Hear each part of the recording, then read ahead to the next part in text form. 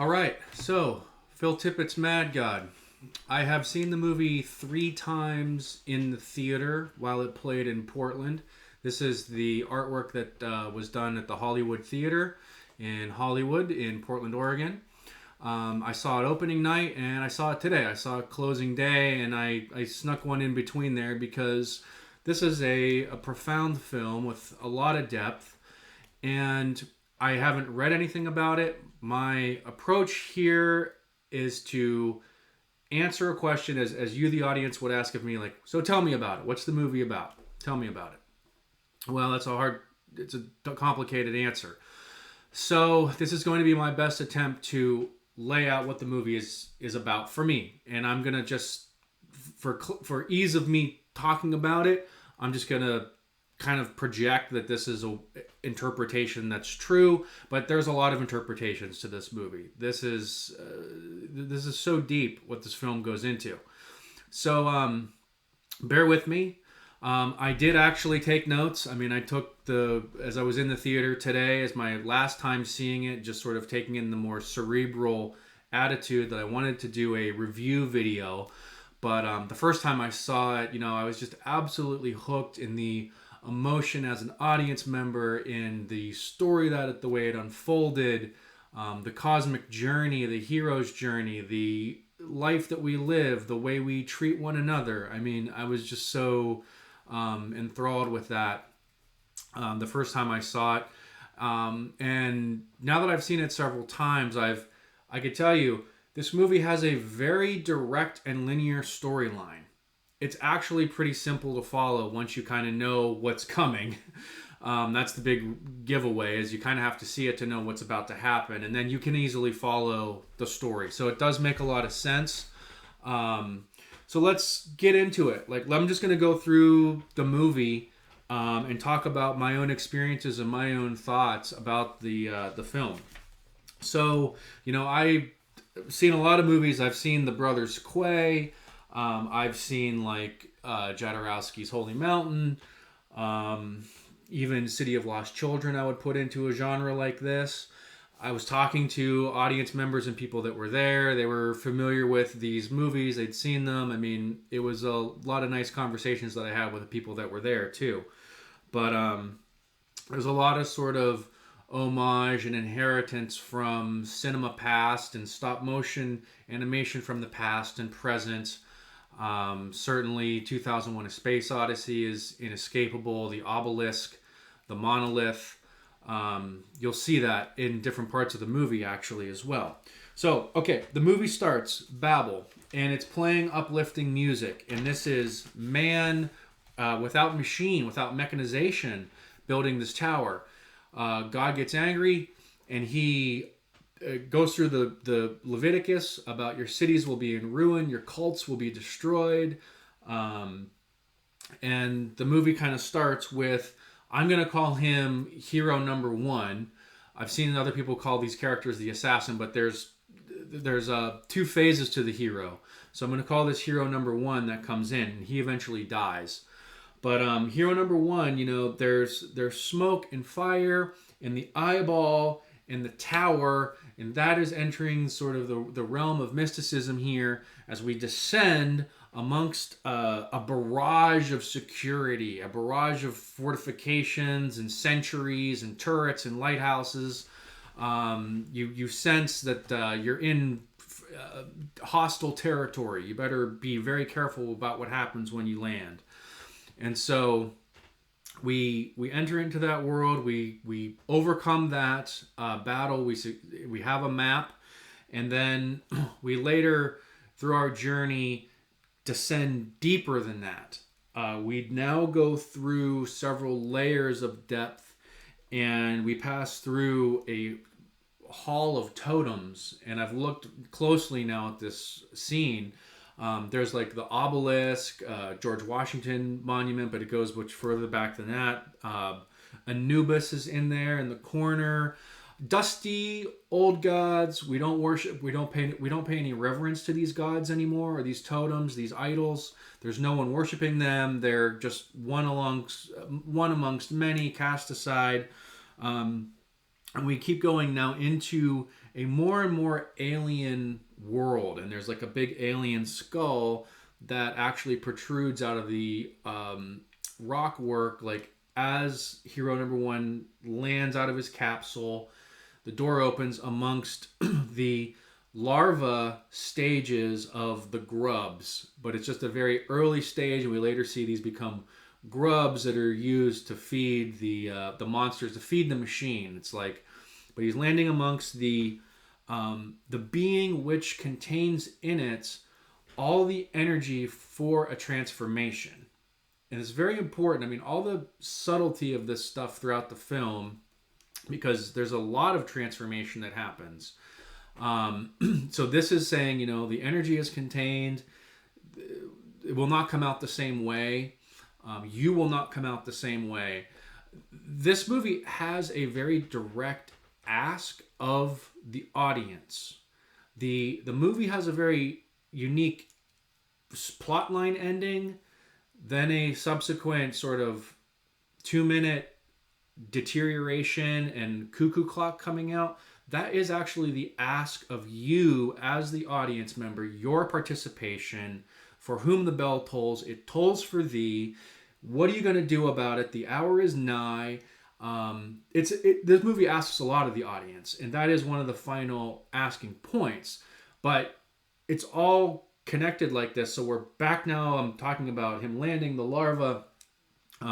You need to go through that transformation as an audience member, and you will. If you actually sit through this movie and just observe it, you will go through the transformation process. So, okay. Our hero then is at the top layer of the machine. He hasn't ascended yet down the staircase with his own light yet. And at the top of the machine, you actually exist as a monster. All that's up there are monsters. And they are monsters killing monsters and setting traps and putting hooks out and catching bait. And it's just the bigger monster wins. But up above on that layer, you exist as a monster. So these creatures are sort of there. That's all really interesting.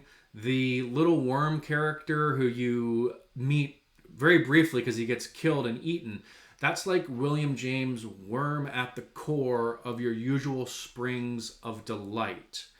The despoiler to your happiness, the worm at the core, and that which is when you achieve it, when you find it very unsatisfying. It's a whole point about mortality, but like I think that's some symbolism there. Very interesting. What happens with that little character and the big monster. That's the monster's face, by the way, that they did the artwork about. He comes out of the house and he's living a little larger. He's wearing this big like diaper.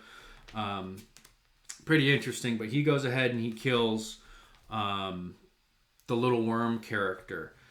Now then our hero, we descend deeper into the caverns and we go through the organic layer, down through the sort of electrified heads that are defecating constantly into the mouths of another being that's down there that is producing the energy, the organic energy.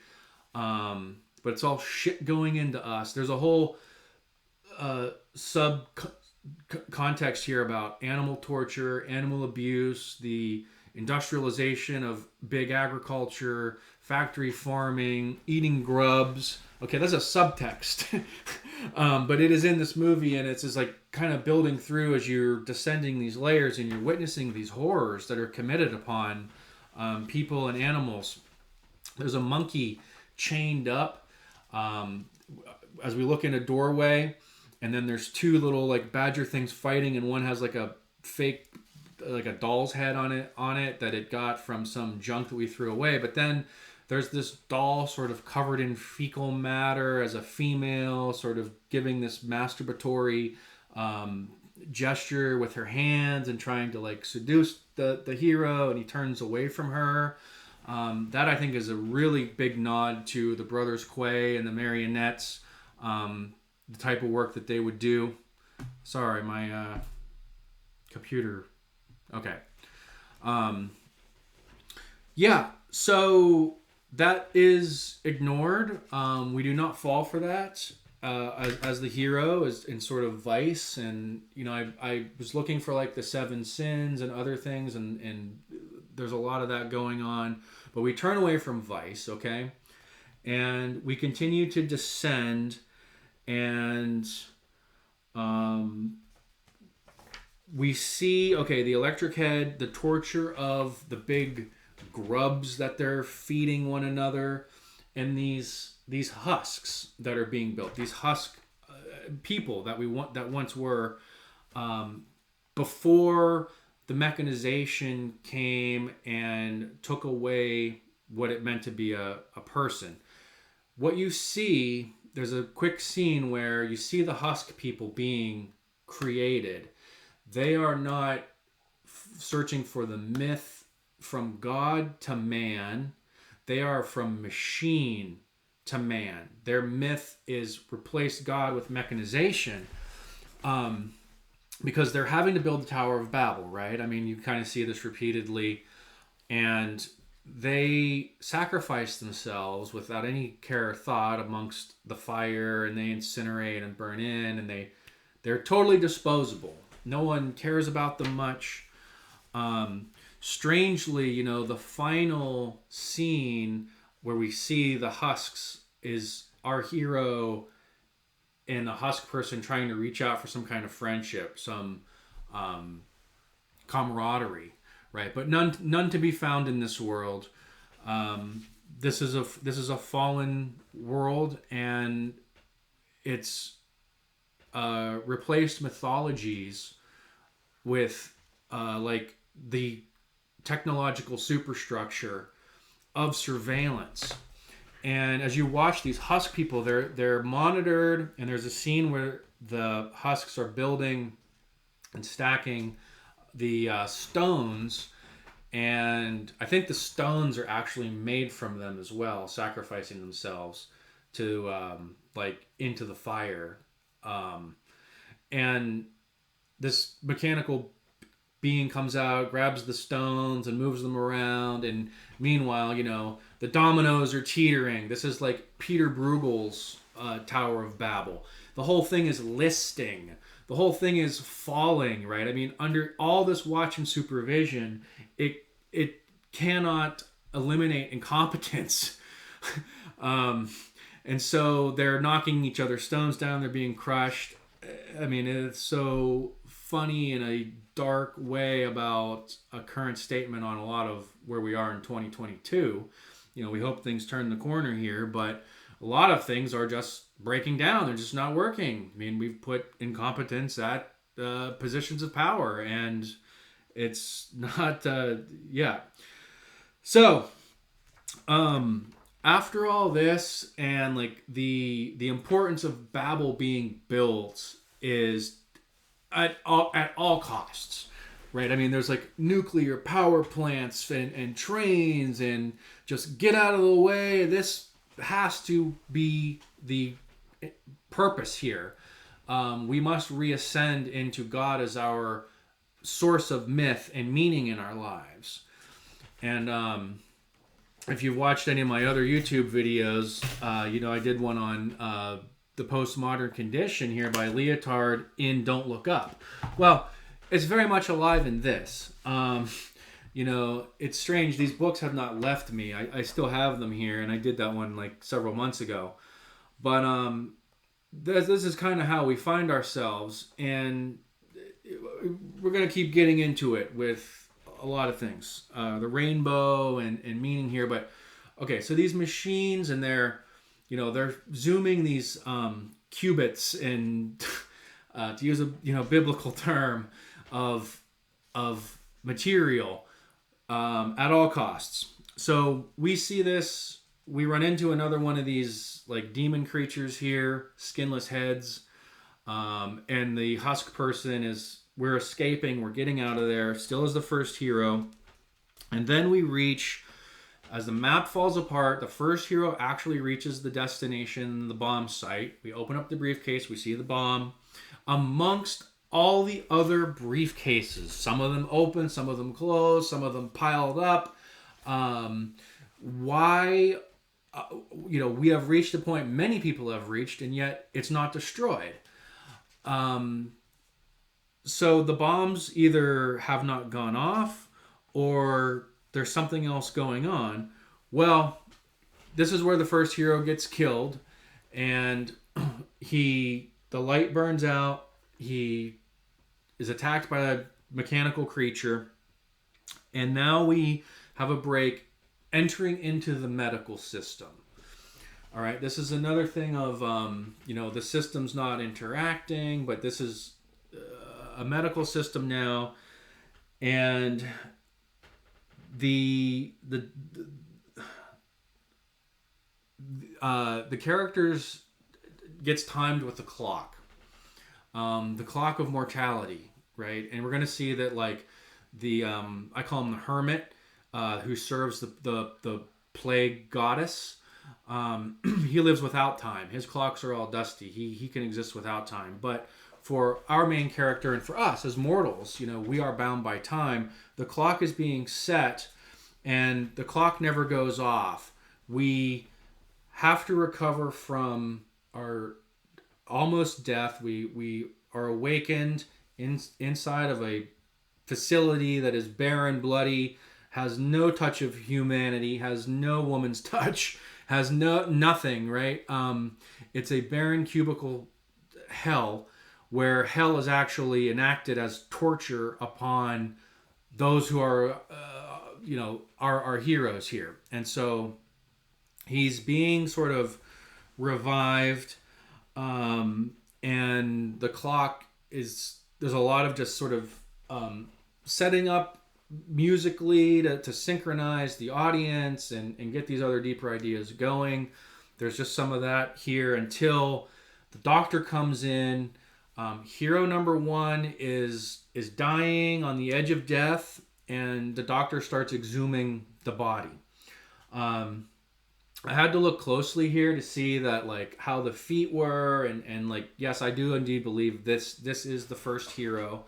That now the gold and the blood and the goo, the somewhat organic material, but pearls, and just going through all the vice that's been accumulated, the robbery, and then it gets to books, and bloody books are thrown out. One fills themselves with knowledge and fills themselves with material possessions. This took me, I didn't get this until today. Then there are these husks that are thrown out. These are the human spirit. These are past spirits of our hero that are either dead or couldn't, whatever. They're abandoned, but they're no longer alive. There's like 3 dead spirits that are thrown on this pile. And then the living spirit is extracted. We are made as an audience member. I thought this the first time I saw it, that it's like a baby. But it's because it is kind of like Eraserhead's baby, and it's just teeth, but it makes all the sounds of a baby. It makes all these. There's a lot interesting about the connection here now with mother and child, and it's building to that, right? So, but I view this as the spirit. The spirit's extracted, and so it's alive. Now, as that happens, the hero reaches over and he flips on a signal, and an old like TV dish with antennas. I actually had this as a kid. Turns on and starts spinning, and that's how television initially came over the antenna system. Well, cut to static. Okay, static then comes back, and now you're looking through the binoculars of God. This is Mad God on the battlefield. He sends the message to Mad God as the first hero dies. All right, so we see Mad God on the battlefield. There are soldiers. This is the first time we hear kind of like these humans and battle cries, ho, ah, la, la, la, la, la, la, la, la. This people working as humans work, right? Sending signals to one another amidst what you're led to believe is a great battle between good and evil, because we see the satanic goat sort of Baphomet symbol and what looks like German Third Reich officers dressed, real just like we're up against the ultimate evil here. And so God is on the battlefield fighting this war. And he has to come down. He's got the signal. He retreats. He puts on any religious garbs that he wants. He gets to pick, and he puts on a yarmulke and sort of a tassel of, I don't know what, if it's Buddhist religion or even Jewish Judaism. But he puts that on. He puts some robes on. I mean, he could put on anything he wants. He puts some slippers on instead of the sandals. He has these elongated fingernails, like he has these dainty hands which haven't created anything in millennia, right? I mean, he's not touched anything to create anything. He's kind of leading an intellectual battle. So there's the witches making the map. So he comes in, and there's like a 3 sort of Shakespearean coven. I don't know what this is in reference to, other than maybe that, and maybe something in different religions about covens of witches, but they're demonic. Their tongues kind of they're green in their teeth, and they're making kind of the map of the dead out of what looks like some real like skin, some leathery kind of like the Necronomicon in Evil Dead, right? They're making the map. So they give it to God. He shows us the map, and he's getting ready to give this map to the second hero. And he's looking and plotting where the map needs to take the second hero. The map has a destination. You pass through all these points on the map, and Phil shows you this in the audience. But the destination is very important. The destination on the map is where hero number 2 gets to, and we never see him again after he goes into this place. Okay? That place is special. That place is the place God can't go. That is the unknown. Because God is omniscient, God can never go to the unknown, but man can. This is God's self returning to understand and do things that God as the being can't do. And so it's really interesting. We're going to get to that scene, but that's what this is kind of setting up with, is that he descends hero number 2 back into the sort of primordial ooze where life originates from on Earth, and we then return to and come out of in our recurrence in the conclusion of the film. But for now, he's giving hero number 2 the map. Looks like the same assassin. He descends into the ooze and smoke and odd sounds. Okay, and so he's sort of now going to be watched by God. He's very important because, again, he's going to the place that God can't go. So he's very important. God returns to his monitoring equipment, and he starts tapping out Morse code. I caught this on the movie today, that he actually is tapping out SOS. I know it just enough to recognize it, but SOS is coming in through Morse code. You're in this like hallucinatory state. You're in this transient thing. The husks are doing something again, but then we descend, and hero number 2 arrives in the city. Okay, the city's been destroyed, and he gets a little bicycle that breaks, and then he gets up on a little jeep, and he's going through the city, and you're seeing the husk people again, and you see a bull, a red-horned bull, being jacked off by like 3 demonic demons there, and it just shows you for that like just I don't know 2 seconds, very quick. But it's like the bull comes back in the plague goddess entryway. There's two bulls draped in gold. This is symbolizing the market, the god. This is like a different kind of world. It's not the creature world and the machine world.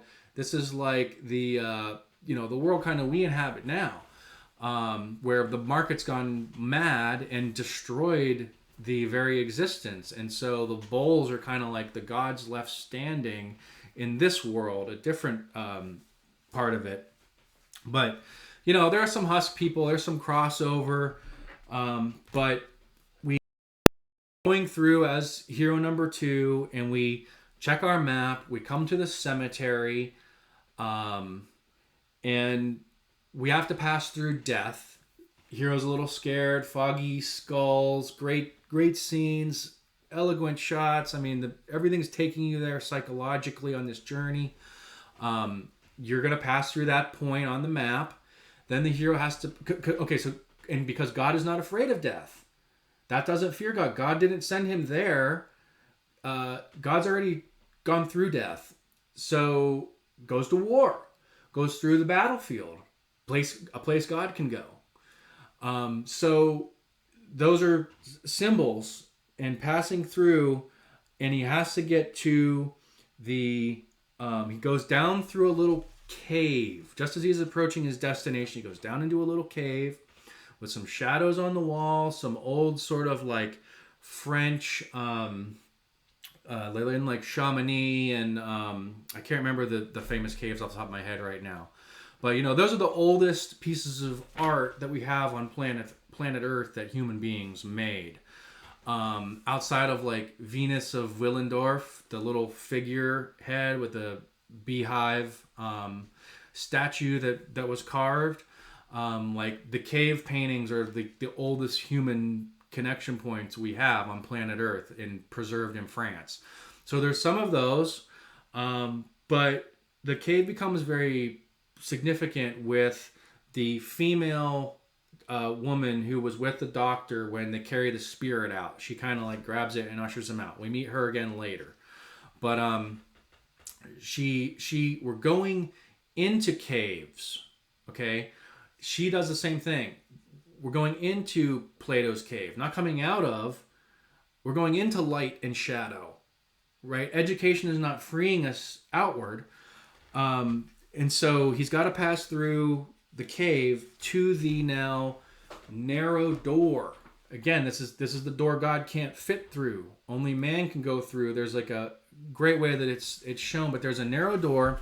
There's a small number of suitcases here now, symbolizing you amongst past this point. Few have gone. Very few have gone. We're out. We've left the masses. You have to confront yourself on the psychological journey. And we have to pass through the door into a descent into the psychological condition of man. Every corner is a danger. It has to be navigated, and it's getting darker as we descend.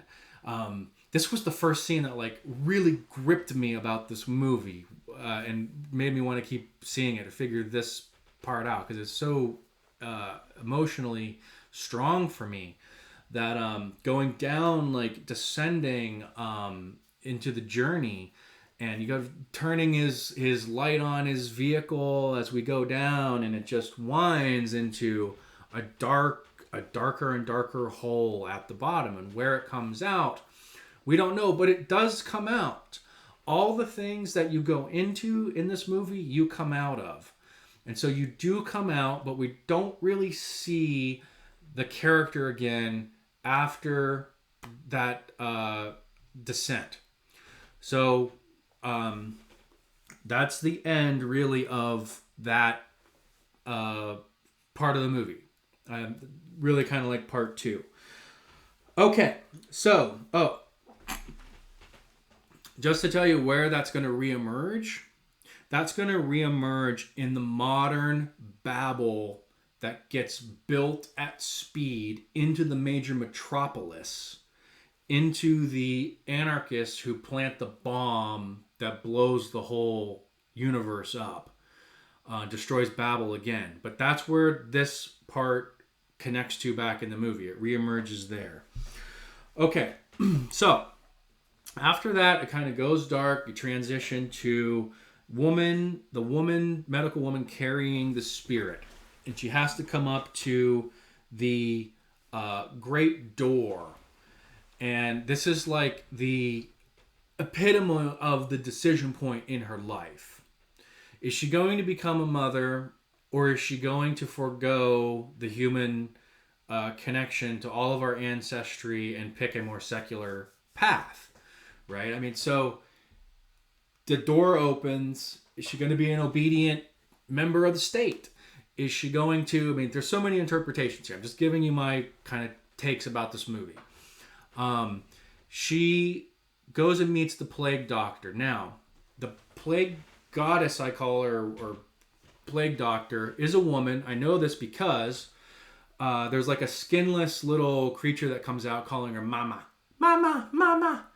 And so it's... And I said this to my friend even before I saw this, that the plague character kind of struck me as feminine with the flowing robes and the thin hands. So I'm fairly firm in that this is a feminine representation of it's like a weird entity. We're going to get into what this is all building to. Okay, so the door opens. She steps into the light to hand over the spirit. And of course, the evil is so palpable. The fact that anyone of any sense would not make this decision, yet she does, right? Like, and she feels such sorrow and remorse and grief in her days to come. Like, she hands it over to the plague, and she returns broken and alone. Her boat has sailed, her die has been cast, her decision's made. She crawls. She crawls through hay, which is very symbolic of the birth of Jesus. She crawls through a manger, hay, right? Nothing accidental in this movie here. A guy had 30 years to work on it. But going through the hay, she then is crawling into the cave, a machine light, not even a candle, right? There's a little lamp.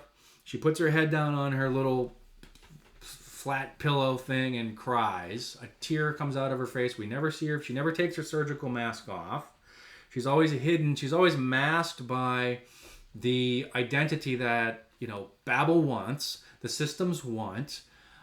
She's never free, even when not surveilled, free in her own house, do what she wants.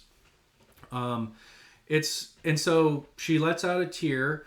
Like I was saying, this is crawling into Plato's cave. It's not leading us out to knowledge. And she's broken. I mean, she eyes open wide as she hears this spirit scream as a baby. And this goes on, and the spirit kind of yells and screams. Okay, I forgot one thing actually about the husk people and the spirit baby, which is the fact that they all kind of need this in order to operate, and it's broadcast through this machine, and it's like sits high above them, and it yells out cries and screams as sort of like these last gasps of human connection out to the other husks. It's very strange. I don't know what to make of that. And like the grub being tortured with the injection, that's kind of like what we do to whales and the way we treat our sea life, our marine life.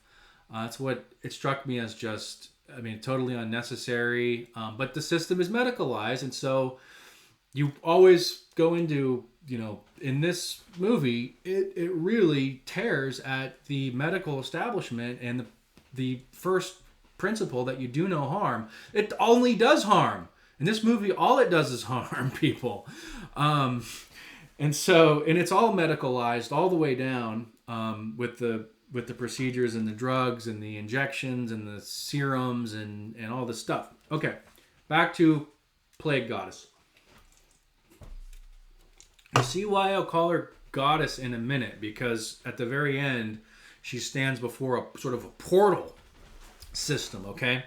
But one thing at a time.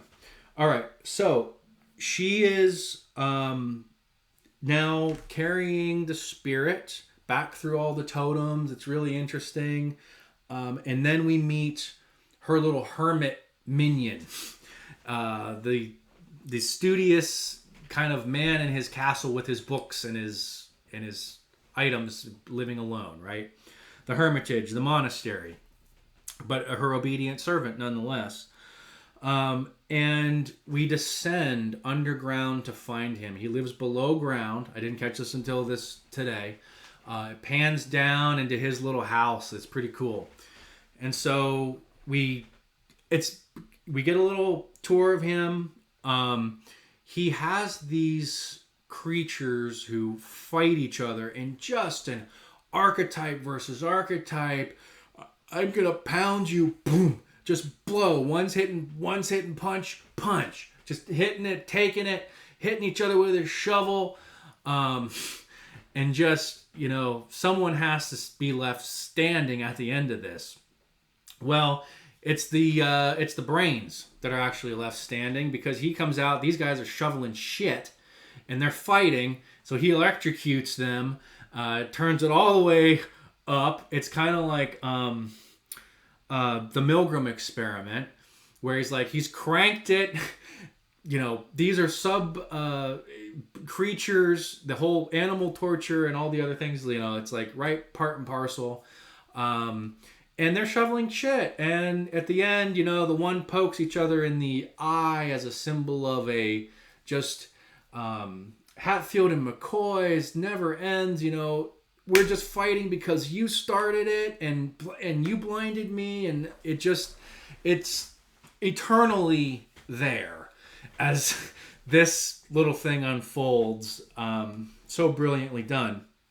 And then we enter into the hermit's alchemy study, and he's a man of books, and he has another gonna get to his lens, his telescope, but I think this happens first, which is we go into the Garden of Earthly Delights with the sort of psychedelic journey into his little creation in a vase of creatures, and he feeds them, and then he releases a spider in a very elegant sort of the powerful woman, this is like femininity and nature, and she's dancing yet hasn't lost her strength. Like, she kills these little grubs in there. And again, like, there's a despoiler to your happiness. It's back to William James Worm at the core. Your happiness is ruined by violence. We can say that about our world. We can say that about all the parts of this movie in here where we might find some solace, is that not far behind is violence. And so that happens, and the audience laughs. It's funny, and people laugh today, and they've laughed before. Then he laughs, so there's a lot of predicting what would have happened. And now that when I knew he laughed, and the audience laughs, and there's some subtle jokes thrown in throughout the whole movie. Okay, yes, now he leaves that, and he goes over to his telescope, and man, the detail on the shot here of just the dirt around his nose and all the pores and all the hairs, it's so incredible. Part of my respect for this movie is just the artistry and the talent and the technique and the time. Okay, but he looks through the telescope. What does he see? There's a rainbow. This is the rainbows from God, not the rainbows from man. And I have to look this up, but this is I think it's also in Revelation, but the rainbows come from the heavens. um, out of his control, not a material thing, but from light. These rainbows are formed, you know. So he's looking through that, and he sees this like woman bathing in like soot. She's standing there naked, and this guy pours like dirt or soot on her. I have no idea what that's about. I watched the credits to actually try to find if there was any reference to this footage. If anybody knows the answer to that, please tell me. I'm going to try to figure that out. That is shown to you really briefly. My takeaway with seeing it is that it is some kind of religious practice where you're cleansing something, cleansing the body somehow for some purpose.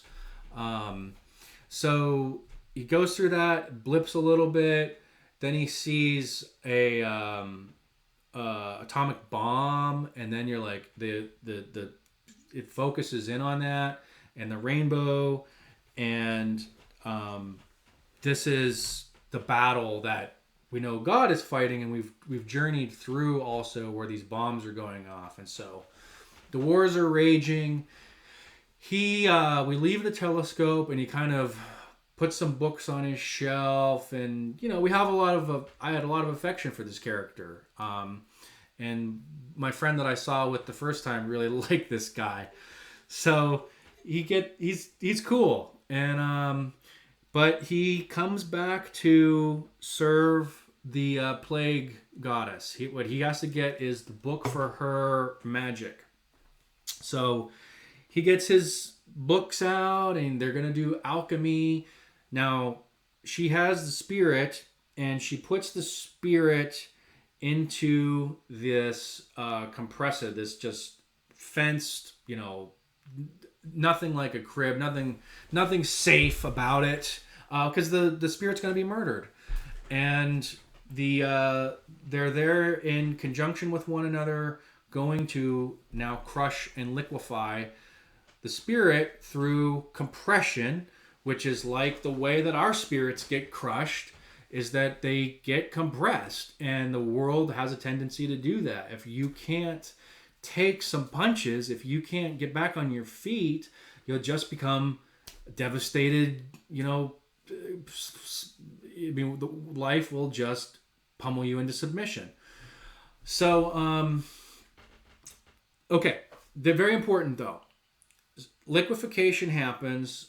The essence comes out. I got my Skeksis shirt on. It's building to this.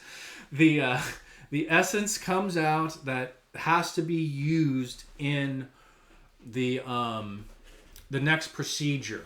Okay, and it flows into the little hermit, has a kiln, and makes a little iron ingot out of it.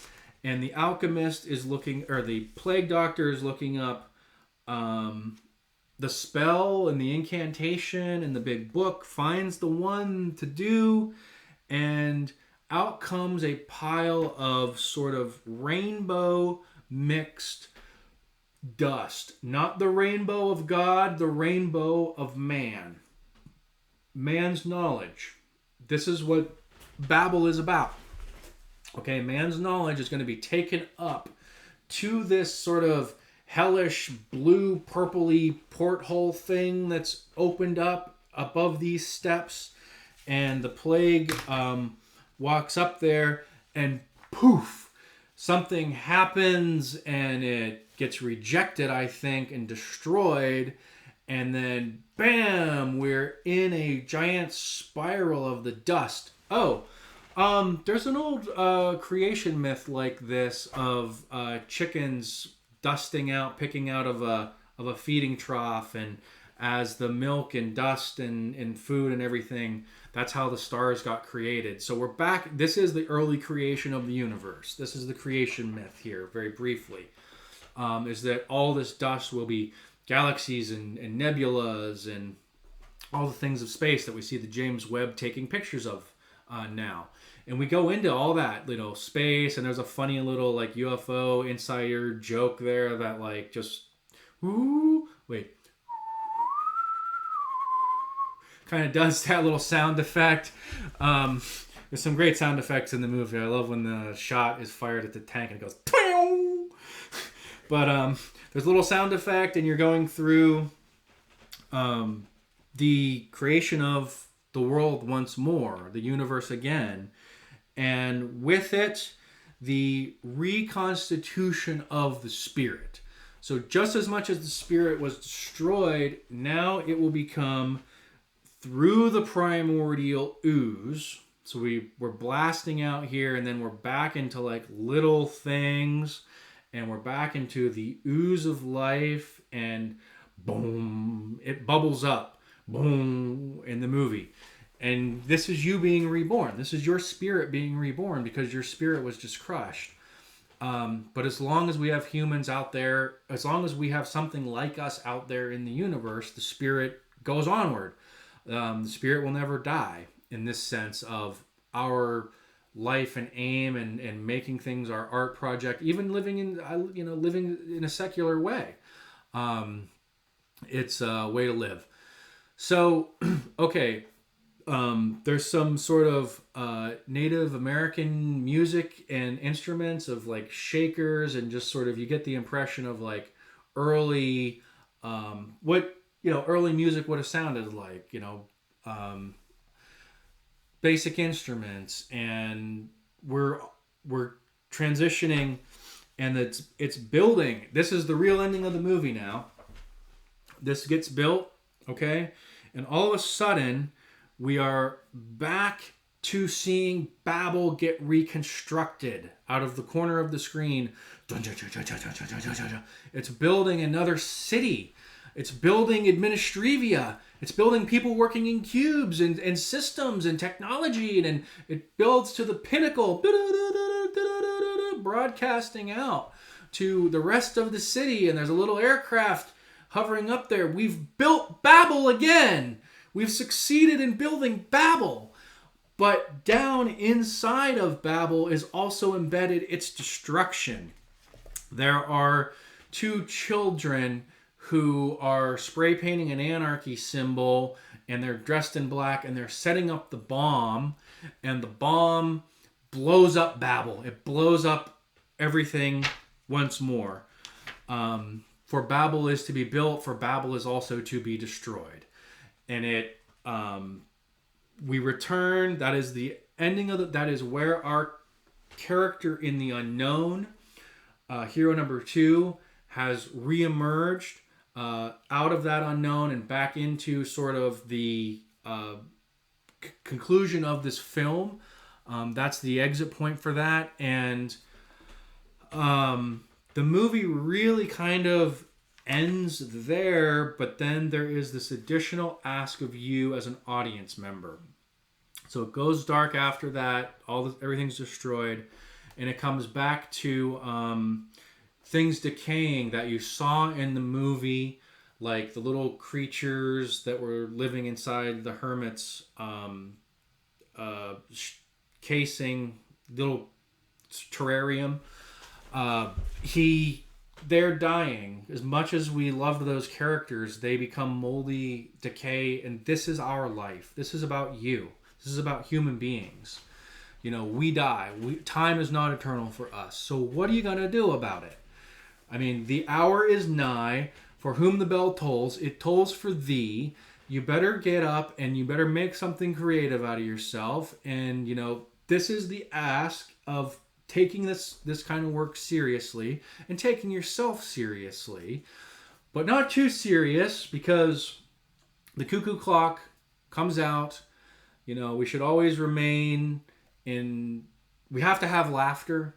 We have to have, of all the things that this movie is devoid of, it's reminding us of, in certainly the conclusion, but throughout it, laughter and love and friendship and a sense of purpose, a sense of destiny, a sense of like we coexist, that violence is not the answer, that we can have hell on earth.